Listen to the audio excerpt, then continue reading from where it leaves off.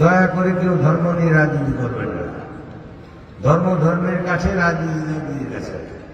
মানুষের কারো কারো মত কষ্ট থাকতে পারে, কারো কারো মতের পার্থক্য থাকতে পারে। এটা মসজিদে নয়, ওয়াজে নয়, অন্য কোথাও নয়। এটা আপনার নিজের বাড়িতে গিয়ে আপনার নিজের দল করবেন। ইসলামকে দয়া করে কেউ বৃদ্ধি করবেন না। ইসলাম সবার ঊর্ধ্বে, কোরআন সবার ঊর্ধ্বে, আমরা মুসলমান সবার ঊর্ধ্বে। সবচেয়ে বড় কথা, আমরা আগে মুসলমান, তারপরে আমরা যে জায়গায় দল করি ওই জায়গায় আমরা থাকি। নাকি ধর্ম বেচা যাবে না। ইদানিং আমরা লক্ষ্য করছি বিভিন্ন মানুষ ধর্মের নামে রাজনীতি করতেছে।